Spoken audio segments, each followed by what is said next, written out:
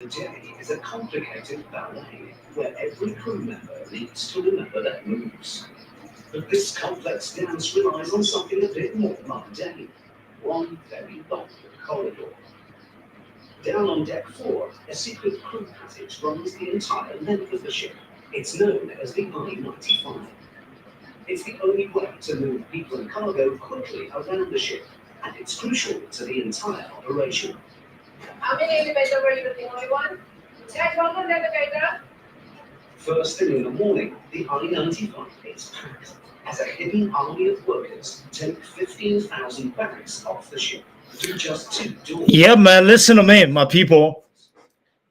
We're back tonight, so share the link for me. Let's make it happen. And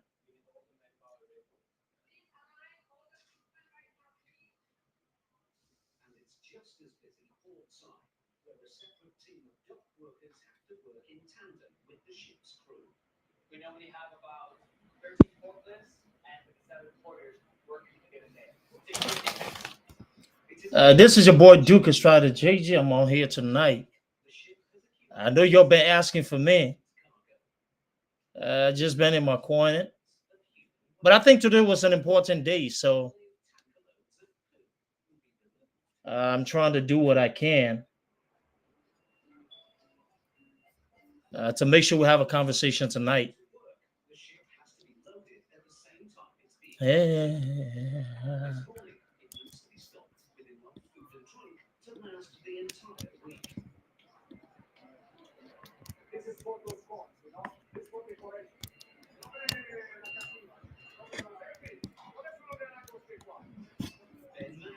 Is in charge of the operation.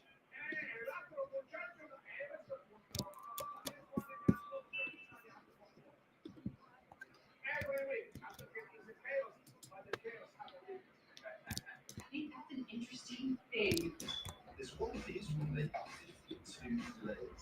Watch on mobile devices or the you don't want to confuse. No subscription required. In 6 hours, Ben and his team will load 160 tons of food onto the ship. Yeah, man, we don't want no trouble. Throughout the morning, lorries arrive from a complex network of warehouses and suppliers that stretches across the world. It's very complex. Used to be not more than 100 guests. Ships are bigger and bigger and bigger. There is more sophisticated, and it's a lot of areas to control too. Of course, you can work like one on a ship, like a Swiss machine. All of this food needs to be loaded onto the ship through a single door. To prevent a backlog, it's delivered immediately to 148. Let's join hands and sing together. Everything has a place, and every crate has to be loaded at a specific time. Oh, sweet Liberia. To disrupt the entire machine. Sweet Liberia. Let's go and share the link. Mm-hmm. 70,000 eggs, 15 tons of meat, and 47 tons of fruit and veg. Every item must be checked rigorously before it goes on board. Nothing can go back on board without the sticker of K9. If the postcard comes and goes on board without the K9, that's fun. As well as safety, Ben and his team have to check every item for quality. Salmon. What does sushi have to help you with? This is a ribeye. Check. Not young. This is our biggest protein product. Blackberries. This is what makes trees. And the strawberry, we don't want them big, we don't want them small. Every week, the checks throw up some surprises. You see what's happened to the pineapple? This is the freezer block. And what's happened? The softness and the ruin. You send the whole lot, you have to give me a new product. Let's go. I want to.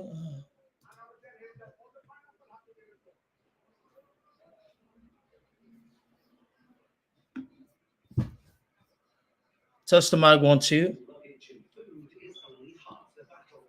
The most important job on turnaround day is to move people. All passengers have to be off the ship by 11:30 a.m. This moment is known as the zero count. If any guests are still on board, it means that none of the new passengers can get on. What's the temporary count if you have it for me, please? On board 500, on board at Thank you very much, Miss Ruby. Let's get them out quickly. New passengers are already arriving at Terminal F, where the seaside is docked. Built specifically to handle this ship, it's the biggest terminal at Miami Port, and it's already getting busy. We're actually about 120 people left on board. We already have about 200 people checked in. This is probably the most nerve-wracking point of the day. And you're right between getting people off and getting people on. At this point, we start searching people, looking for them in the rooms, the pool, the open bars, just making sure we get down to zero people as quickly as possible. Clean Magic Eraser powers through tough messes. It makes it look like I spent hours cleaning. No, I didn't. Portside Provisions Master Ben has had some good news. In less than 2 hours, his network of suppliers have come through. People. Provisions Master Ben has had some good news. In less than 2 hours, his network of suppliers have come through. Provisions Master Ben has had some good news. In less than 2 hours, his network of suppliers have come through. Provisions Master Ben has had some good news. In less than 2 hours, his network of suppliers have come through. Provisions Master Ben has had some good news. In less than 2 hours, his network of suppliers have come through. All right, let me go ahead and actually turn my mic on here because I think I'm having some feedback on here, but I'll get it. Let me see if I can get this taken care of so I don't have much of a feedback. If you're watching and you can hear me, please just let me know if you can hear me clearly. I will very well appreciate that because I want to make sure that I'm being heard. So if you're following, just let me know if you can hear me clear. Let me know if you can hear me clear. Okay, perfect. I think that it's okay. Yo, good afternoon, my people. I appreciate y'all. Let me go ahead and actually let me load this thing here. All right. Here we are. Perfect. So I started the thing, but I thought I was playing music in the back, but apparently it didn't work. So, but that's okay. We're here and we're gonna do what we can do because in the end, this is about the seriousness of it all. So, thanks to all of you for checking in on me. Thanks to all of you for following up. Thanks to all of you for trying to figure out what I was up to. As you can see, I've been, just busy with life in general, but trying to make sure that let's see here. Trying to make sure that I was doing all that I can to be able to, stay on course. Notwithstanding, this was pretty good for me to hop on today and have a conversation. I am really, really, excited about the way forward. I'm excited about a few things, and tonight I just want to see how best, we can, be able to have a conversation tonight, discuss a few things. In the interim, let me go ahead and actually share the link. I intend to do probably 1 hour, 30 minutes or so, probably be done about 8:30. We'll see. But it is what it is.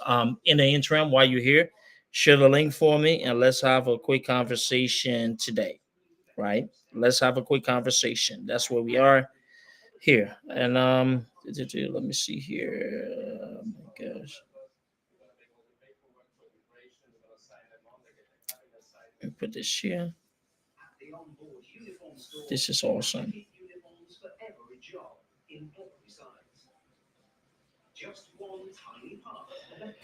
Okay, perfect. All right. Awesome. So by the way, I have not really gotten into the details of the speech today. To be honest with you. So I've not had the time to read, the president's speech. That's because yeah, I've been pretty much resting for the most part of the day. That's possibly why. But when I have the time to, it will be an opportunity for me to sit back and just see how I can be able to talk about the key points. Maybe tonight.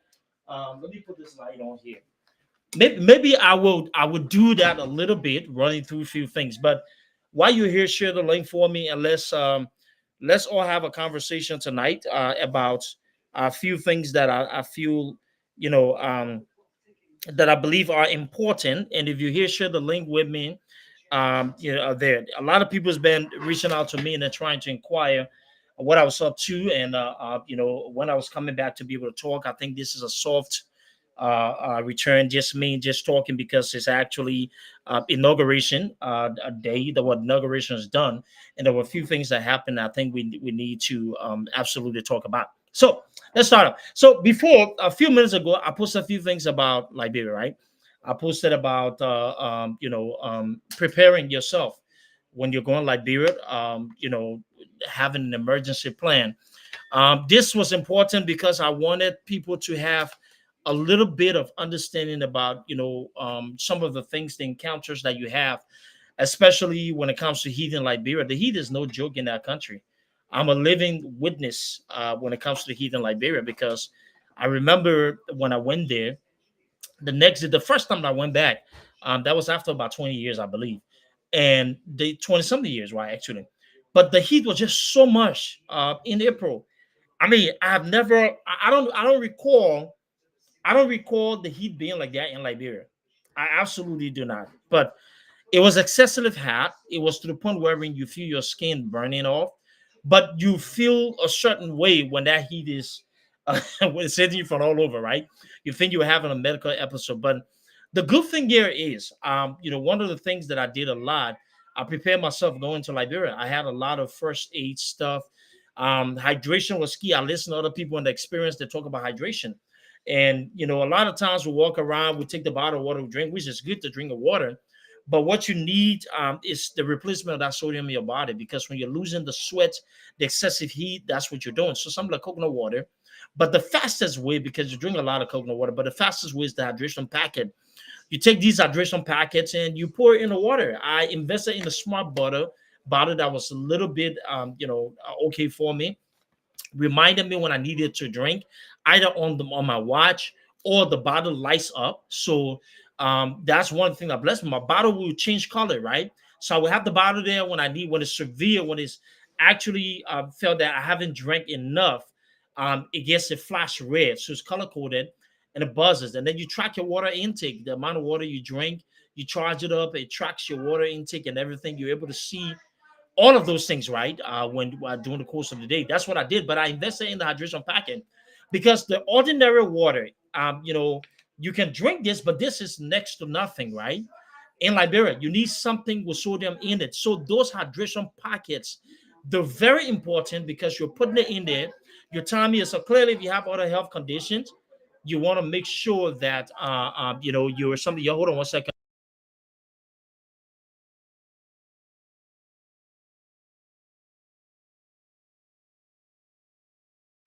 So when you're drinking, I apologize.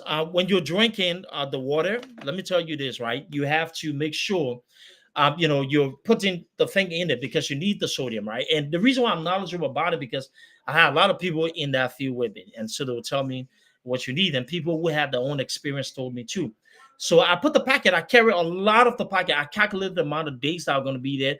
I knew how many packets that I need to have a day, in the morning, in the evening, everything. So I had that every day that I go out. I had a certain amount plus more of those packets on me. That every time I was refilling hydrated, and my backpack was very sophisticated, and I didn't joke with my security in Liberia. I didn't joke with my health in Liberia. I always wanted to give myself, right, a chance. God forbid if the worst happened. So I took my aspirin. I was actually told to do so, right? I took my aspirin. I drank a lot of water. I checked my heart rate here on the Apple Watch. I had the little device. I check a lot of different things doing it. They just make sure you're okay. Your watch will check in with you. And if y'all don't know, but the Apple Watch got a lot of cool features, right? EKG, all of this thing. You can actually do an EKG if you want to, if you feel like you need to, and actually send it to your doctor, teledoc, and they'll take a look at it. Okay, you're good, you get everything and stuff. You set up a teledoc appointment if you're not feeling well, and you can talk to a live person on teledoc and assist. Tell you, they ask you for your symptoms, what you're feeling. If they need to do some things, they'll let you know what they need you to do, and you can actually get those information and actually do it. If they need blood work done, they can actually tell you the blood work that they need, and you can find a good hospital somewhere there that can just collect the blood work, and they can be able to run it and just send the information to your doctors to see that. It's good. Another thing that I invested in a lot, thanks to Ciara, may also rest in peace, and Eugenia, the activated charcoal. So I took I couldn't find the actual bag with the activated charcoal, but I did take the supplement kind, and I would take this before I eat and everything and stuff. But some of you were in the healthcare field, you'll know the benefits of the activated charcoal, and I did that. So, and then emergency, self-defense, a lot of things that I walked around with. If you ever walked around me in Liberia and you walk around me, you see me with some stuff. I was very comfortable because I put my security, prioritize my security. There are a lot of cool technology and devices that I had, including things that I was wearing on me, from backpacks, a lot of things that I had on me that were, that would give me a better share. Anything that I had on me could defend me, could protect me, right? And so I was very comfortable about the kind of things. Even some of the people around me on the summer, like, man, this guy is crazy. Now, but you have to really put yourself in the best position when you're in that country. Definitely watch where you eat, because our system is not used to the food in Liberia. And some of you may know this, but I say this from first experience. And my dad told me, stop eating all this thing and this, that, and the rest of it. I just got comfortable. Trust me, it catches up with you. But the good thing here is I took a lot of stuff, not Pepto Bismol, but Imodium. I took some Imodium. I took some stuff that in Liberia got some of my blue pill that is really good, and all of those things. But I messed up because I started shaking people's hands. And this thing in Liberia, where you get a fungus that catch your finger, that shit cut me. And I'm telling you, it was one of the most painful experience, man. I don't know where it came from. They say put your hands in the lime and stuff and all of that shit. But the good thing here is I took antibiotics with me, and I had a lot of pain medication and stuff, and that helped me a little bit. And then when needed to, I just had it checked up and just made sure that I had a lot of antibiotics in my system and stuff, and I was doing all that I could to be able to stay on course, right? So those were the little bit of things that I did. And so when people talk about it, when I saw the heat today, when I really noticed the heat in Liberia, and I know from experience, I know that place is hot. It's no joke. The heat is legitimate. Don't think that it is nothing that we see in the United States. I can assure you, America here is a different beast. Liberia heat, that thing there, it is dangerous. It is beyond dangerous. It takes seconds, right? You will see stars in a second if you mess around with the heat. So that's what is good to actually just, do certain things. And the day I needed to wear a coat suit, I had something on me that was a cooling thing. And for men, let me tell you, for us men, when you're in there, you sweat a lot, right? Invest in underwears and shirt, right, that absorb those things. They have a name for it, but some of them you can find on the high end is pretty good. There's the other stuff like deodorant, the sun commando. Mendo is good for when you're sweating a lot and all of those things. As men, that's where you get some of those things, because it will help you a lot with the sweat, on the armpits and other parts, right? Just from a man perspective, let me say that. So you want to do that. Your underwear and stuff, invest in those skin breathing technology, right? That will be able to make you feel a little cooler, right? And those materials are available. Some of them you can find them on the low end. Some of them you can find them for like $75 for 3 boxers, and stuff. If you want to buy a pricey one, that's fine. But you can get the Calvin Klein and other things. They're pretty good. You want to get the breathable stuff, because you definitely need to feel that thing against your skin. So those were some of my experiences with the heat. It is no joke. It is legitimate. The heat there is. That thing is strong. Don't think that it's legit. And if you If you're coming from America, you're going to Liberia, please accept the fact that it is not the same when you're there. That's an honest advice. Because if you're not mindful, you'll find yourself in something because we don't know how you don't know how your body will react. Everybody's body is different. Some people will get away with certain things, but some other people will not be able to get away. And the last thing you want is to find yourself in a medical emergency in Liberia, right? You're done. But in case the worst happen, you want to always put yourself at an advantage, right? That's why all of those first aid in and all of those things that you preempt, you take advantage of. So my routine from the day I landed on the flight to the day I arrived in Liberia, my routine stayed consistent. To the day I woke up the next day, my routine stayed consistent, right? In the morning, you brush your teeth. And so I had the electronic toothbrush and stuff and everything. I made sure I don't drink the regular water, but I had a bottle of water. The second time I ship a lot of water in the barrel. So I use that. But you get a bottle of water, you brush your teeth, right, and everything. I make sure I drink water and drink tea early in the morning and stuff. However, before I left, I put my hydration packet in the water, in the bottle, and I drank one, counted did my count, right? When I drive a certain way and stuff over there, I make sure I replenish my water. Another thing though, go to Amazon and get those disposable emergency stuff. Like if you want to urinate, there's no bathroom in the place and stuff. Make sure you have your sanitary wipes and everything. There's a real cool one. You can wipe your hands with it. There's a foam that you can even do that and then wipe your hands down with the sanitary wipes. Make sure you have that. But if you have an emergency, go ahead and get those things from Amazon, right? Where it's the low urine stuff, but it's sanitary, it's not bad and everything. And you can really seal it, zip it and stuff and dispose it if you want to. But make sure you wash your hands, have all of those things to be able to wash your hands. Those are some of the things that you can take advantage of and stuff there. So I just wanted to shed some light on my experience, some of the things that I actually saw there and dealing with the heathen Liberia, which is no joke. We really, really did experience some level of challenges when it comes to the heathen Liberia. But let me go into the whole inauguration today. And please, again, continue to share the link. I know some of you are watching. I got a lot of people are watching. Please go ahead and share the link and let's have a conversation today. We're having a conversation about everything that we need to know because in the end, I think it is important for us to lend our voices collectively when it comes to Liberia. All right. So for the past, since the election concluded, since we reached the climax of the Liberian election, there's been a lot of things happening, from, the past. I mean, now the past regime trying to accept the results of the election and stuff.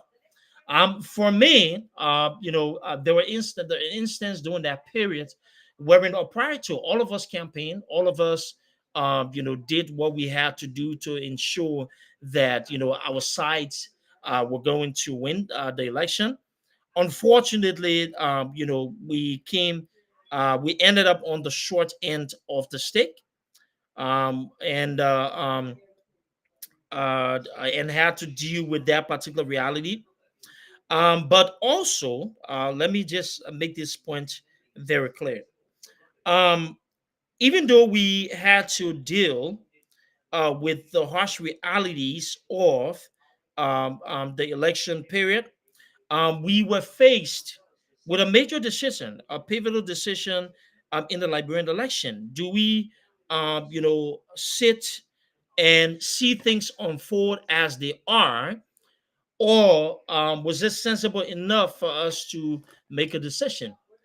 And I think I went through the whole scenario of what my decision was, and I think that it was one of the best decision that I made. I believe that the election was too much of an importance for us to just sit down and actually not be a part of that particular process. And so, and I also believe that with all that we've been critical of, with all that we stated against the current regime, I honestly believe that it was not in our best interest to, hey, my YouTube back on. Thank you. It was also in our best interest to make sure that we were doing all that we could to be able to stand up for the country. So here's my take on this, and I think it is very important to not only start on this trajectory, but to be able to set that foundation for how we move forward. Now, Omer Boyka won the election. Congratulations to him. Congratulations to the Unity Party. Congratulations to all of those people who fought to get that political party elected. I think it is a good thing that when we're involved in this process, regardless of which side we stand, when somebody else win, it is our responsibility to be good sports and to commend them, to acknowledge their strides, to acknowledge the success that they had, and to be very clear about intentions when it comes to Liberia. Look, at the end of the day, it is not about our personal egos. At the end of the day, it is about Liberia. It is about what all of us envision to be able to move Liberia forward. Now, our version or our thought processes or the way in which we believe the country can be resuscitated may be different in terms of how we come up with strategies to get there. However, when the people resoundingly decide, and resounding meaning, when the people make up the mind to elect somebody that they believe can be able to take them to where they believe they need to go, then all of us need to be able to stand together and see how best we can reason to be able to help that process. And so that's where I think it is now going forward, right? Like we did for the George Weah administration. In the beginning, we gave the George Weah administration 90 days or 100 days to be able to formulate some of the things that they believed that they could do. We had our criticisms and we made our justifiable criticisms when those criticisms were necessary about things.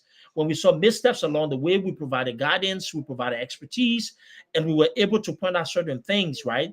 But then stayed on line of being good sports in the process.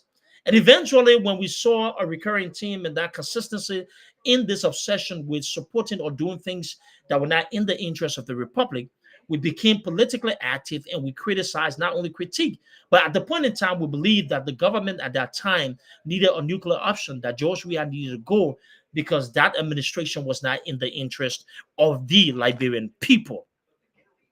And so today, thankfully speaking, let me go ahead again and give an applause to all of those people who stood up for change in Liberia. We cannot ignore the fact that those people saw the need, the fierce urgency for reform in the Republic of Liberia. And those people understood that regardless of where we stood, that it was never about our individual preferences. In fact, it was about how all of us together, could be able to see beyond our hurts, right? And then forge a way forward that will be in the interest of the Liberian people. My charger is messed up. I need to charge my phone here. You hang on for me real quick. So, kudos to them. Give me 1 second. Kudos. Kudos.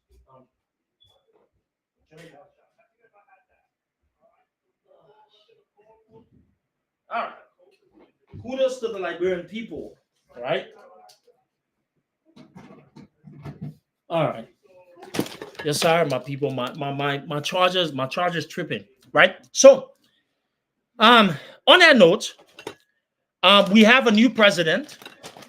We have a new government. We have a way forward as a nation, hoping that this particular government will be able to do all that it can to bring the kind of leadership that the Liberian people deserve. The days of blaming somebody else are over. Let me just say this. When you are now the face of leadership, you bear the responsibility, right? When it comes to governing the people, there are no more rooms for excuses. There are no more room for passing blames on people, because now the people that you're here to govern have their own expectations, and as part of those expectations, they're looking forward to solutions, right? They're looking forward to solutions. They're looking forward to ensuring that what you have been elected for, that those things are happening. So let me just say this in good faith to my brothers in UP and the Unity Party, that the spotlight is now on you, and the responsibility of changing the trajectory, the direction of that country is now on your shoulders. Some of the things that was argued during the campaign period, that the former vice president, now the current president's got the governmental experience to be able to shift, to be able to change. And so that's exciting, and hopefully we can see some of those experiences being used. And I think from the onset, I just got a text here, so let me just verify. I have not really been following up on some things here, but I would have hoped by this time there would have been a list of appointments before going into the inauguration. But I hear so far that there are 5 nominations that have been made, and part of those nominations we have Boema Kamara, Minister of Finance and Development and Planning. That's a huge role, by the way. And people who are part of the current administration have been very clear about the faith in this gentleman. I don't know much about his work ethics, but so far it seems like there's good faith in terms of what he brings to the table. I know one time on the closing argument, I was able to actually be on a panel to be able to discuss some issues. So we give him the benefit of the doubt, but hopefully this ties into the experience of the former vice president to be able to see people of value that can contribute towards shifting the country in the way in which we think they are going to be feasible for the Liberian people. And so he has a Sylvester Grisby. I have no idea who Sylvester Grisby is. Samuel Kofi, who's been a consistent face of our body politics. This man finds his way through every government. So I don't know, how much of a help he's going to be to the Boycott administration, but I believe that he has some level of experience, and hopefully we will be able to see some of the things. But Samuel Kofi wounds is all over the place. I know one time he was with the Cummings campaign and so forth and so on. And then we have Sam Gay. Sam Gay I've heard about, and I've done a little bit of research. He comes and he's been nominated for director of the EPS. I think he has the level of professionalism. I think he really understands that particular body and possibly will be able to bring some level of integrity to it. Hopefully, that's what we're looking forward to. So far, there's been 5 nominations. Maybe there will be the release, a further release of more names as hours and days passes by. But we're looking forward to that. We have the Ministry of Finance, a key component of really fixing some of the challenges that we've seen over the past year. So I'm interested. Let me see, from an economic standpoint, what am I interested in? Number one, I'm interested in further understanding where we are as a nation when it comes to that whole economic, our economic status, right? I also want to know how much debt we've incurred over the past 6 years under the Way administration. I'm looking forward to major audits to be able to bring clarity to some of the concerns that the Liberian people have. In addition, I want to see what will be this government strategy of really building a vibrant private sector. Because if we run into a situation where there's not any strategy to put forth a strong, private sector, then I believe it's going to be an issue for the Liberian people. Hopefully, there's a plan in place, and we're looking forward to seeing, what those plans will be. And for the appointments, are competent people who understand government, who understand how to manage things. Ministry of Post and Telecommunication, Ministry of Information, Culture and Tourism, all of those things, from the board of directors and different things, advisors to the president. I want to be able to see who are those individuals that will be around him to be able to help direct him when it comes to, the country as well. So those are things, that we will be looking forward to. Now, another thing is, I want to see if this government means business when it comes to accountability. And by that, referencing the previous administration, the CDC administration.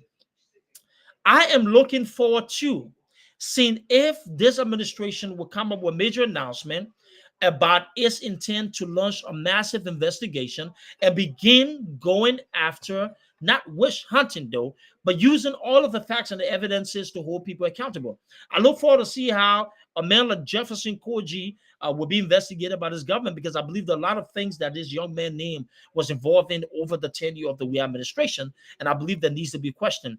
I'm looking forward to see if this government will find logic in prioritizing a new investigation for those auditors that were executed under the former regime. I think it is very important for people to understand the issue. The late Melvin Isla, or Isla, I've heard something, but the EPS guy that was actually killed, there needs to be additional investigation done. And I want to see if this government would do its due diligence in making sure that there's some level of investigation to bring clarity to the general public about what happened. I also do not want this government to interfere with the Gloria Musu Scott case.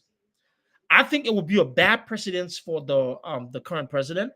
I hope that the law takes its course, and if there needs to be a revisiting of that process and looking at all the facts and the evidences presented to the judiciary body, the courts, after they came up with the ruling, and let it stand as it is. But I don't think that the government, excuse me, or the president should interfere in that matter. And I think they need to stay clear and let the law take its full course. I'm looking at decency in this government.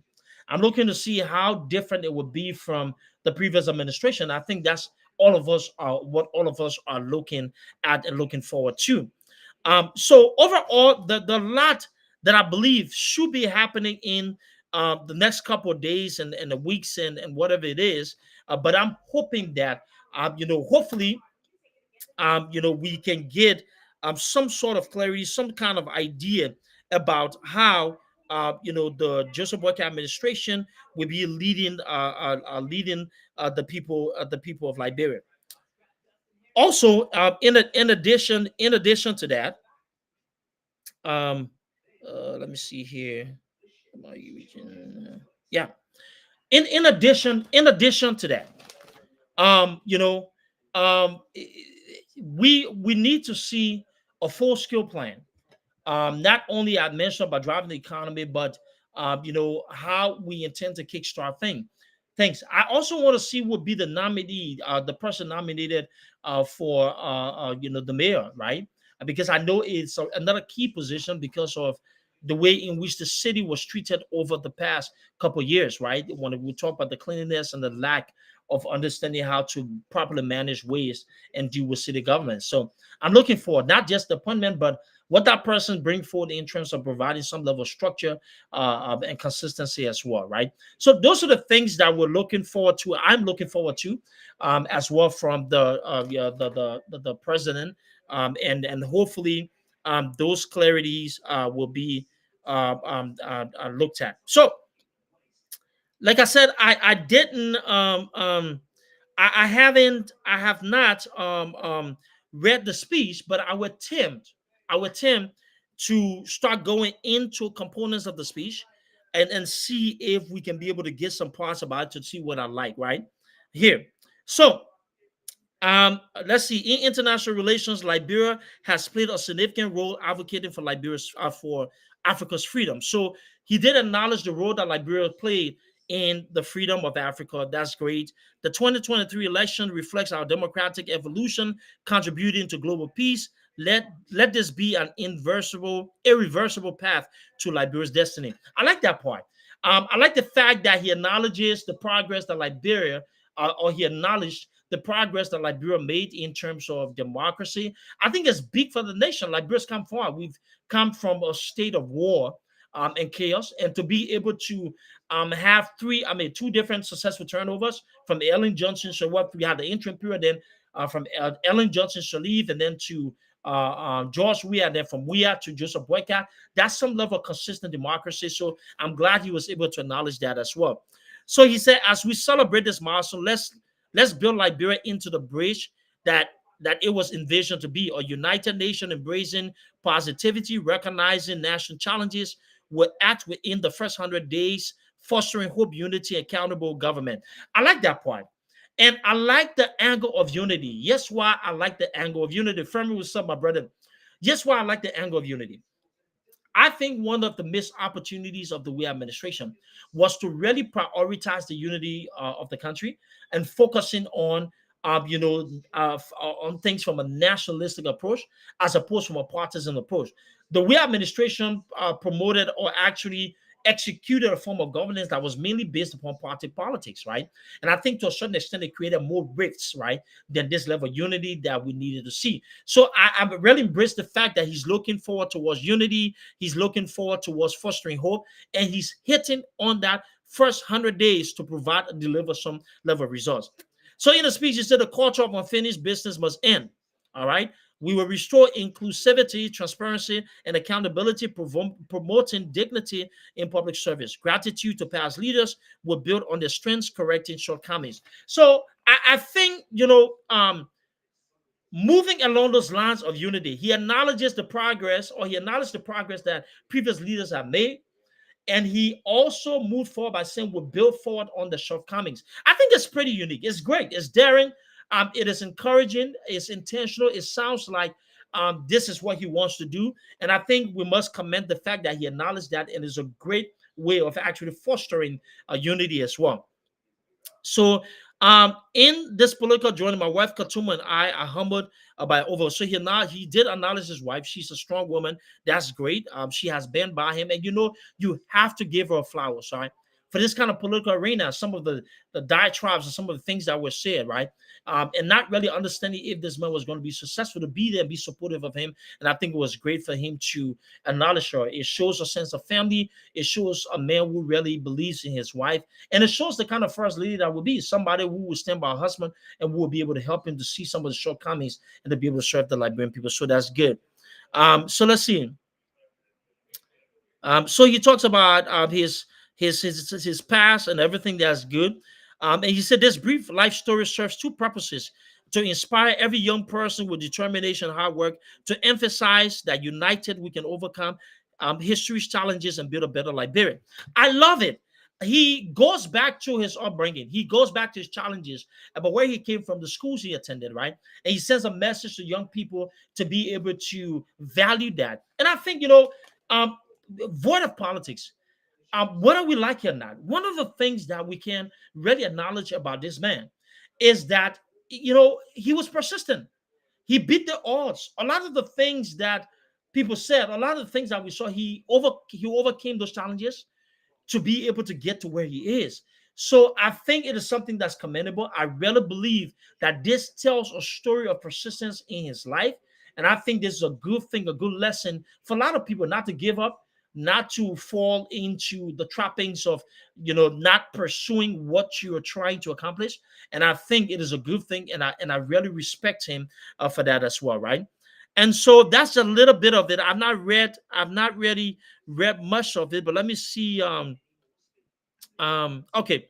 So now he said that today we face economic existential threats, economic mismanagement, social issues, and society security concerns. We've made progress, but it's time for a transformative journey. So it is good that they see that there existing economic challenges and mismanagement, right? That part tells me that they're definitely going to go after the previous regime when it comes to finding the facts. So. I hope they're serious about that. So it is absolutely encouraging, and I really do appreciate that. But he said, I endow with the natural resources, we exploit them optimally. Our vision arrests agriculture, roads, rule of law, education, focuses on key sectors for economic growth. Agriculture, critical for employment and food security, requires strategic interventions. Roads, infrastructure, and rule of law are pivotal for overall development. Well, I agree, but then again, there has to be some level of practicality, intentional practicality, that tells us that this is going to happen. We can write or define speeches along those lines, but I think there needs to be an intentional process going forward. So how intentional he would be about that, I mean, that's his area, agriculture.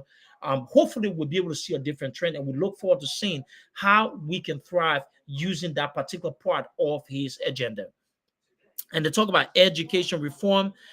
He talked about addressing youth directly to drive change. So I'm glad that they're looking at youth and all of that. I think is really important because we've seen the rise in Zocos, as we call them, our less fortunate brothers, that's been victimized due to the drug epidemic in that question. And I think one of the things was the Kush pandemic in that country. So hopefully they have a plan in place to be able to address that. And I believe that's what they were able to bring somebody like a Gregor Coleman in from a law enforcement perspective. Hopefully the DEA side will have somebody that can crack on that, and we might see a different approach towards curtailing some of the challenges we've seen over these years, right? So, but a little bit of that, I read a part on social media wherein he talked about establishing a war crimes court to be able to hold people accountable. And I think it would be a good thing to establish a war crimes court. I think it would be a great thing for people to get some level of justice. I hope they're serious about it. I hope they're intentional about it, and I hope this government will be the first government to be able to take, to be able to take that particularly head on. So now that would be also interesting. Now, based upon his relationship with the likes of Prince Johnson and all of those people, will see how that ends. But at the end of the day, it has to be the country first. And if he does that, it will show that he's actually intentional at all. So let me see if there's something in this speech that I can pick up on quickly here. Let me see here. Mutual fund towards a beacon of hope. We supplement independent like on diplomacy. Supplement. Let's see here. Here. All right. So I will have time to go over the rest, right? But so far that's what I've read about this there, and hopefully we'll see that. So, but overall, just from the transcripts, right, the text, it seems like a speech that was loaded with a lot of intentional, gestures, love intentions about shifting the country in the right way forward. Hopefully, the minute, hopefully, we will see those reforms that are being discussed. Hopefully, we will see a different path in terms of governance. We look forward to that because, in the end, we want Liberia to win as a nation. We want a country that promotes some level of excellence, a country that is different, a country that makes us all proud, a country that is serious about transformation. Those are some of the things that we look forward to, and I hope that this administration is really intentional. So over the next few days, we're looking for more appointments. Let's see, more of those appointments from the advisory level to ministerial position, cabinet positions, to other agencies and stuff. We want to see those different appointments and how and they'll be able to shift. Accountability is absolutely key. Accountability seems to be a key word within the speech. And so it shows that they're intentional by accountability. Hopefully, we can see some level of practical steps being taken to, take on the issues of accountability. Hopefully, that's something they're very intentional about and we're looking forward to. But overall, I think, excuse me, it was a great speech. It had all of the things that promoted or fostered reconciliation. It had a bit of optimism. It had some level of clarity about what they intend to do, but it is just speech. Now, what really follows that speech and really turns it from a paper that was just written to be able to satisfy the listening audience are those practical steps, those steps that are taken to be able to implement some of the things that are said. On the issue of agriculture, it seems like agriculture is a tool that's going to be used by this administration to be able to fix the economic challenges. Some of the things that we're seeing in terms of growth in the economy from an agricultural standpoint, we want to see those practical advances, and we want to see how they, equate to some level of economic progress. Now, I wouldn't be naive to say instantaneously there will be some level of growth or reform, or there will be sudden progress. There might be a little bit there, but the key here is to see how consistent and how we're doing things, and if those things are not working, what we're doing to be able to revert or possibly find new methods to be able to engage that. So that's what I'm looking for. In terms of governance, I really want to see if this government is going to be open to criticism. I want to see if this government would really be focus on the actionable items. I want to see that. Accountability is key. How they not only will go after the previous regime, but also what they would do to be able to recover some of those assets and make sure. But I'm hoping that, as I stated at the onset of this particular broadcast, I really do hope that there is a plan in place to immediately begin some level of investigation into the deaths of some of the people that were executed, right? Those auditors, I think, is a really interesting moment, for us to be able to get to the bottom of what really occurred. And then, in terms of corruption, there's been massive waves of sanctions against officials of government, right? And so our international partners have already told us that the previous government was corrupt and a lot of things that was done that those people need to be held accountable for. What I'm looking forward to is to seeing how the next administration will be able to do what it can to be able to immediately start, going after those individuals, going after from an investigation standpoint, looking at some of the assets and trying to bring some level of clarity to how some of those assets were acquired. And I know the properties that were actually created or actually built by the former president.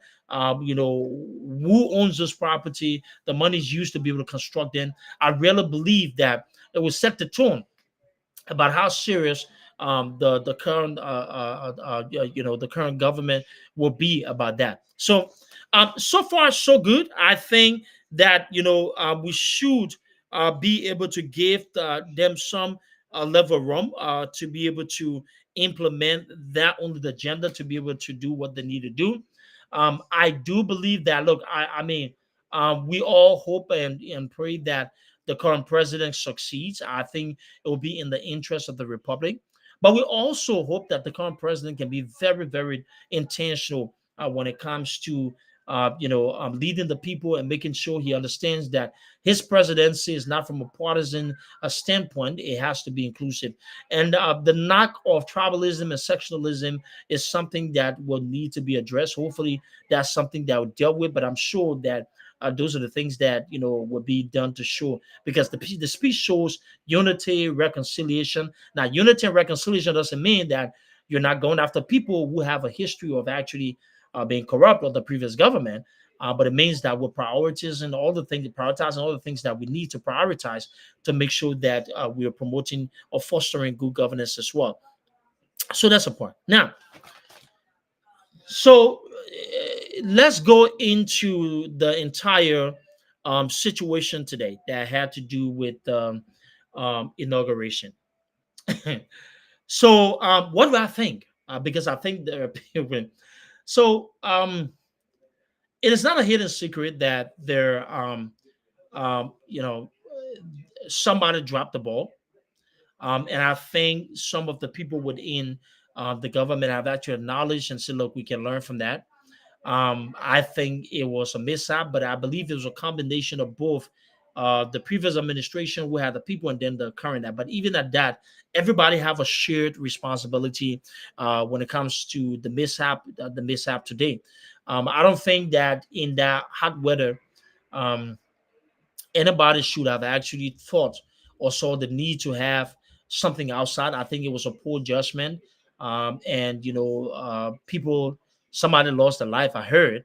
And then we saw how it took a shift. I think it was poor judgment, and those are something that we need to be very mindful of there. And I think it took away from the beauty of that event, that particular moment, because the last thing you need is to be able to start on the wrong footing, right?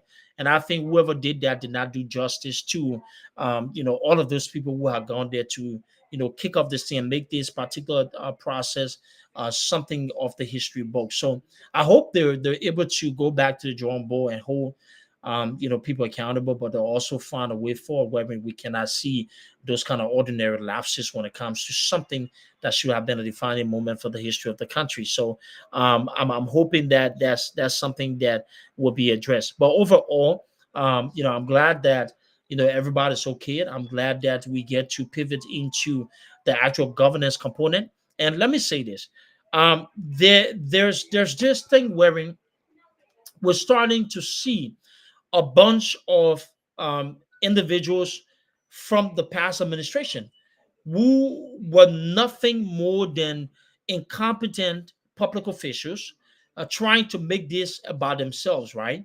One thing I'm not going to go into, I'm not going to fall into the trappings, right, or being a mule for incompetence. I'm not going to be an individual just because you think that you're on the opposition block. That means that you have to link up with people who have proven over time that they're incompetent and join them to be just, blindly criticized. My job here is not to present anybody in the CDC administration as some level of sense. Because if you ask me, anybody who was affiliated with the CDC should shut up. If you worked under the George Weah administration over the past 6 years, you have no business in criticizing the incoming or the current administration. I mean, it is that simple. The last thing we need, right, is or would be about people who sat there and encouraged the level of incompetence that we saw over the past 6 years to tell us what governance should look like and become critical of people. Now, y'all go sit down. CDC had all the opportunity to be better. George Weah had all the opportunity to improve the lives of the downtrodden and the ordinary masses. George Weah became a political puppet. George Weah became a stooge. George Weah refused to listen to the plights of the ordinary Liberian people. And to this day, in history, CDC became the worst form of governance in the history of not only Liberia, of African politics. So we don't want to hear any level of criticism by incompetent former ministers who were in the CDC government telling us what to critique or how to critique the current administration. It would be the dumbest thing. And as I say here, the new opposition would be very mindful of how it entangles itself with regime individuals or previous regime individuals who have been part of the destruction of Liberia over the past 6 years. Our communists can speak about the happenings in the country. We're listening to him, but we're not going to listen to a Samuel Tue, a stupid Akara's Gray, and all of those idiots who have been part of the disastrous form of government we saw over the past 6 years. Absolutely unacceptable. And some of you who think now this is your green light to join those bozos to be critical, you're wasting the time of the Liberian people and you're only making yourself stupid. Because why would we even subject ourselves to the opinions, to listen to the opinions of incompetent individuals who had all of the opportunity to fix that country and further destroy it? CDC's got no place in Liberia politics going forward. Those who supported George Weah and continue to use the bitterness because he lost the election to continue to criticize and talk rubbish, they're on their own. They're absolutely on their own. They're absolutely on their own. And some of you will look for all the ways forward to continue to criticize, to run your mouth, to say all the nonsense you want to say. That's up to you. But nobody's listening. Because all of you are part of the damn problem. George, we have messed up that country. When some of you had the chance to foster good governance, when those auditors were killed, you didn't have the balls enough to hold your government accountable. When some of you had all of the opportunities to make sure you were saying the right things to hold this man accountable, you didn't do it. But suddenly, what makes you think now you have all of the voice to be critical of somebody else and to talk about good governance? Who the hell are some of you? We're not here to listen to you. And the good thing here is your messages will only appease some of those seditionists who want to hear you talk. And at some point in time, they're going to drift away from that nonsense. But sensible people should not listen to criticisms from people who serve George Weah and wasted the Liberian people time. Because if you make this about being supportive of a worthless George Weah administration, former executives or leaders within the Weah administration, you are putting yourself in the position wherein you are being stupid as well. It is a proven fact. Those Liberian auditors were executed under the Weah administration. How many of the people who are currently critical of the current administration from day one, on the first day, stood up on the social media platform to say that George Weah was wrong and the government needed to to seek justice for the families of those auditors. Are you all quick to forget? Don't you all remember the time when we were critical here of of George Weah, the incompetence? We spoke about the lack of leadership. Some of the same people tormented us. They were against us. They called us enemies of the state. They supported the bad behaviors of the Weah administration. Those are the people that you want to listen to about governance and criticism. Look, we cannot do this with any ounce of bitter politics. And it doesn't mean that we should never be critical. We will be fiercely critical of any mishap that we see in the current administration. But what we're not going to do is to follow incompetent government officials and individuals who have supported the execution of Liberians and become political mule to push the diatribe and the political agenda. It is not in the interest of the Liberian people, and it does not align with our values and what we want in terms of good governance. That's political hypocrisy. That is political hypocrisy. Political hypocrisy cannot lead us into a state of being blind enough to not understand or refusing or selectively, right? Or being biased, being biased, being selective in our criticisms. We cannot be stupid enough to think that those individuals who have been part of the destruction of the republic over the last 6 years are not voice of reasoning. And Akaras Gray. Akaras Gray suit in the district wherein 95 of his people live below the poverty threshold. Akaras Gray received monies as lawmakers for his district. This man had won the dirtiest district in the Republic of Liberia. Incompetence all over. And these are the clowns that you will listen to and tell about, oh, we're opposition. No, let's get it right. Elements who have destroyed the Liberian people are no members of the opposition. They are destructive agents. They don't deserve a place in Liberian politics. We should not give these people any life in our body politics. Those are a bunch of cowards and public goats who sat there and encouraged the behaviors of George Weah and refused to protect the interests of the Liberian people.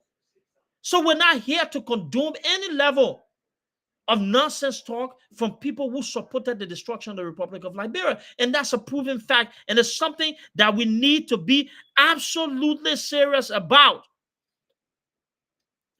We have to be serious about it. We have to. The only serious members of the opposition will be Alice Cummings and some people in his political party who were not part of some of the regression of the poor decision making. Yeah, I get that part. The other decent members of the opposition should be critical. I get that. But elements within the Weah administration who sat there and blindly followed George Weah and refused to hold him accountable can never be voices of reasoning. What's wrong with y'all? What is wrong with y'all? We cannot subject ourselves to that level of foolery. Because in the end, it will only make us look further stupid. It will only show that we're not serious. You've got to be different about the way in which you're doing things. And that's what I said. I am not going to lend my voice to anything that involves the stupidity that we saw from CDC. I'm not going to partner up with a bunch of idiots and stuff who were part of the destruction of that country and did not even hold George Weah accountable. If some of us will form independent groups and movements, we will do so. Because going forward, we need to attach some level of seriousness when it comes to that country. And that level of seriousness is recognizing the fact that we cannot be taking instructions about governance from elements within the former Weah administration who were nothing but public joke. I mean, when did we start listening to an Isaac Doe? Who the hell is he? Isaac Doe was not even existed before George Weah went and fell in the bone to serving government, wherein he was one of the most incompetent clowns. What did he even accomplish at the Ministry of Youth and Sports? And don't come with any other bullshit. We're talking about actual reform. Those are the idiots that you're listening to. Those are the individuals that you're going to listen to about governance. Where? The same cowards that sat there when George Weah were orchestrating the government, was tearing the Liberian people apart, and they didn't have the spine enough to hold the people accountable. These are the people that we're here to take instructions about when it comes to governance. Are you stupid? Are you really serious? Those are the people that we should be listening to. Former ministers or deputy minister, whatever the hell it is, of the Georgia administration. Those are the people. Look, these people are politically idle, non-existent. They have absolutely nothing for anybody to listen to. And nobody should waste their time listening to a bunch of clowns. Nobody should take instructions from idiots within the former Weah administration who were part of the destruction of the Liberian people. Yes, we will have all of the opportunities to constructively criticize when it is necessary, and also Lord efforts when we see progress, but we're not going to get on a mission to join incompetent individuals because they're bitter. No. It doesn't make sense. We've got to separate ourselves from the bad ones, for the Liberian people to understand that we mean business as the good ones. So I'm really looking forward to, seeing some level of reform under the next administration or the current administration. We're looking to see more appointments, and probably good people with great minds are actually brought on to be able to change some of the things. The Ministry of Finance will be under scrutiny because we want to see the difference. And please support us of the current administration. This is no time to blindly defend. Don't do that. We don't want to hear any conversation about 12 years. We don't want to see any picture defending them what happened. No, don't do that. Please be open to criticisms. Be very intentional about leadership. Accept the fact that this man now will be president for the Republic of Liberia. And yes, it is okay for the Liberian people to be critical of him. Now, it is also okay to be able to present the fact from a government perspective. You're in the right to do so, but we have to make sure that we're doing things differently. But in doing things differently, we're not going to encourage elements from the CDC. People who serve George Weah have no business talking about governance going forward. And this is one of the reasons why I would drift away from a lot of people. I keep saying this. There's got to be no way forward, no path forward for incompetent individuals who have actually bamboozled the Liberian people to be the ones that are criticizing the current administration. Because all it will bring is a level of seriousness that we've never seen before. We have to be different in our approach. So, yes, what I'm going to do, I'm seriously considering my next steps going forward, but I am actually going to be engaging some of my good friends for us to find an independent way forward, where we'll be able to look at things from a policy perspective and write out release policy statements and look at errors within the government and see what we can call it and then laud it when we need to. But we're going to be different. We're really going to be different. And by being different, we're going to make sure that we're holding people accountable when they need to be held accountable. Yes, we will do that. That's what we have to do as a country. That's what we have to do as a country. So, let's not waste our time. Let's not sit there and think that we're going to just allow stupid people to continue to run their mouths. I'm all here for it. Samuel Tua should not be talking about governance. Please shut up. If you're a minister in the Weah regime, you don't need to be talking anything about government. Please shut up. I'm sorry. It is the fact. We shouldn't allow those idiots to talk anything about moving Liberia forward.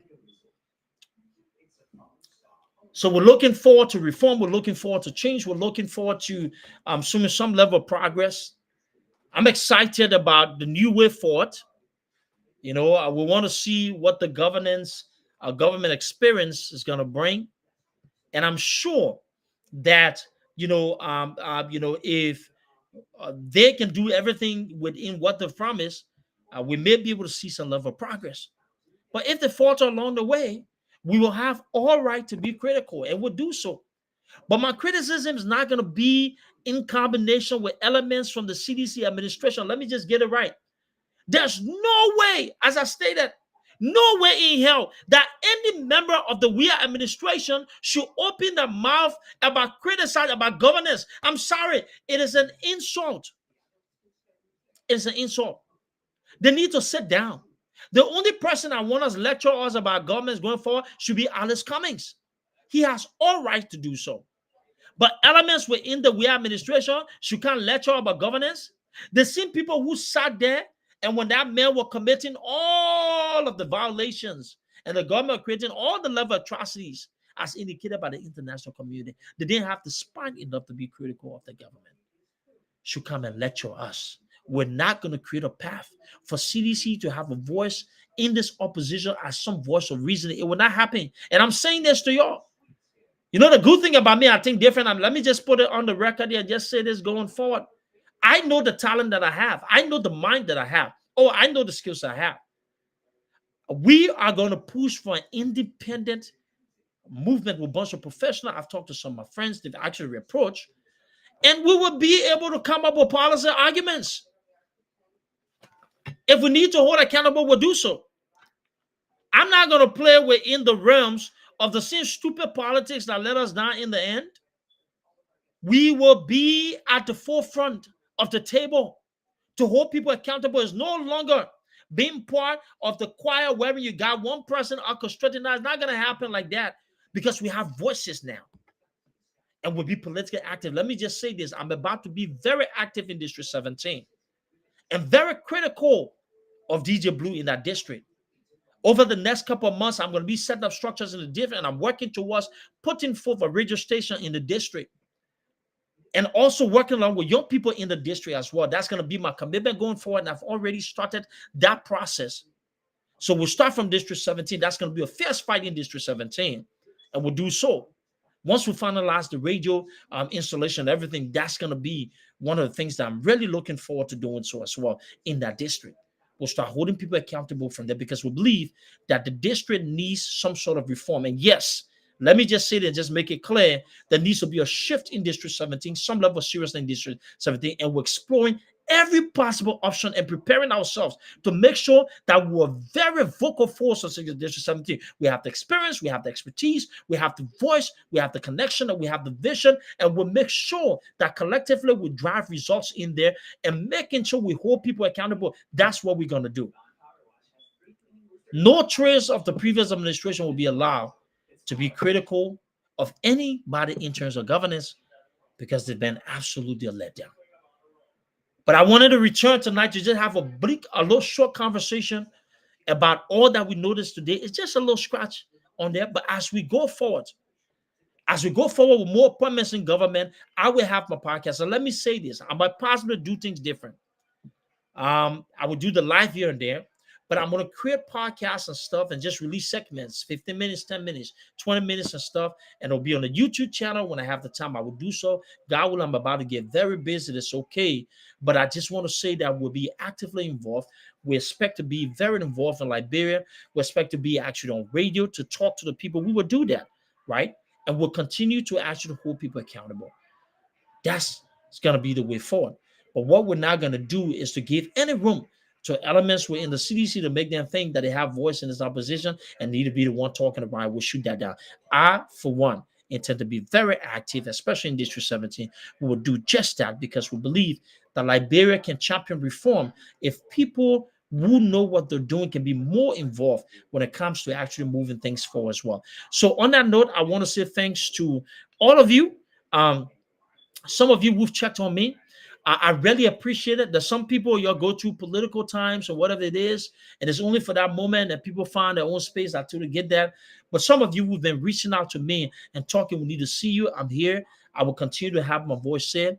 I know there's been, contact with my colleagues on the closing argument. I will eventually be on the path on the closing argument. I thought I would have been on today, but I just have a few things that caught up with me. But yes, we'll continue to hold this government accountable. Maybe tomorrow, depending on how my day goes, that I will try to make my presence on the closing argument. I think my voice is needed throughout the spirit, and they will be active. We've passed that stage of just being individuals who are partaking on the back end, and I think we've created a voice enough, big enough, to be able to stand and to follow the people who see logic in the things that we say, and that's what I'm going to do to make sure that we're standing for truth and reform, but also being very constructive in that way. Overall, I'm impressed with the little excerpts that I've seen from the speech in terms of the text of the speech. I'm impressed for the call for unity. I'm impressed over the fact that there seems to be some intentional aspect of actually moving the economy.